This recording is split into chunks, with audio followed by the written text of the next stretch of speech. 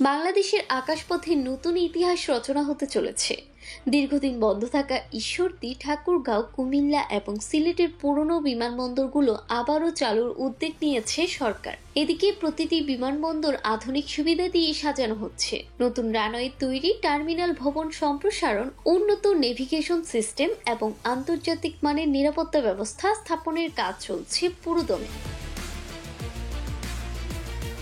অন্যদিকে এইসব প্রকল্পে বরাদ্দ করা হয়েছে হাজার হাজার কোটি টাকা। শুধু ঈশ্বরদী বিমানবন্দর সংস্কারের জন্যই প্রায় 280 কোটি টাকা ব্যয় ধরা হয়েছে। ঠাকুরগাঁও, কুমিল্লা এবং অন্যান্য বিমানবন্দরগুলোর জন্য আলাদা বাজেট পরিকল্পনা হয়েছে।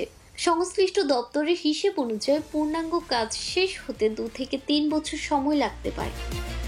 এছাড়াও এসব বিমানবন্দর চালু হলে বাংলাদেশের অভ্যন্তরীণ যোগাযোগ ব্যবস্থা যেমন সহজ হবে, তেমনি আঞ্চলিক ট্রেড, কার্গো হ্যান্ডেলিং এবং আন্তর্জাতিক পর্যটনের নতুন দুয়ার খুলবে। বিশেষ করে দেশের উত্তর, উত্তর পূর্ব এবং দক্ষিণ পূর্বাঞ্চলের অভূতপূর্ব প্রবৃদ্ধি ঘটবে, যা কৌশলগত দিক থেকেও হবে অত্যন্ত গুরুত্বপূর্ণ।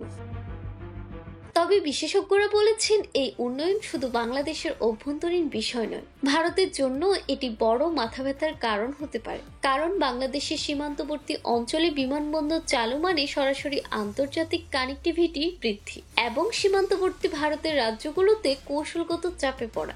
ভারত যদি এই অঞ্চলে সামরিক সুবিধা কমিয়ে দেখে, তাহলে ভূ রাজনৈতিক ভারসাম্য নষ্ট হতে পারে। এদিকে সামরিক বিশ্লেষকদের মতে, যদি কোনো সময় বাংলাদেশ এবং ভারতের স্বার্থের মধ্যে বড় কোনো সংঘাত তৈরি হয়, তাহলে বাংলাদেশের এই নতুন বিমান ঘাঁটিগুলো রণকৌশলের বড় ভূমিকা রাখতে পারে। বিশেষ করে আকাশপথের মাধ্যমে দ্রুত প্রতিরক্ষা শক্তি মোতায়েনের সুবিধা বাংলাদেশকে দিতে পারে অসাধারণ কৌশলগত সুবিধা।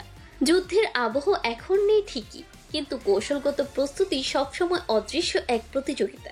বাংলাদেশের বন্ধ বিমানবন্দরগুলো নতুন করে চালু হওয়া মানে শুধু উন্নয়ন নয়, বরং প্রয়োজনে প্রতিরক্ষার জন্য শক্ত ভিত গড়ে তোলা। আর এই জাগরণ হয়তো ভবিষ্যতে দক্ষিণ এশিয়ার মানচিত্রে নতুন করে ভারসাম্য তৈরি করবে। জান্নাতুল তাহসিন, FTV নিউজ।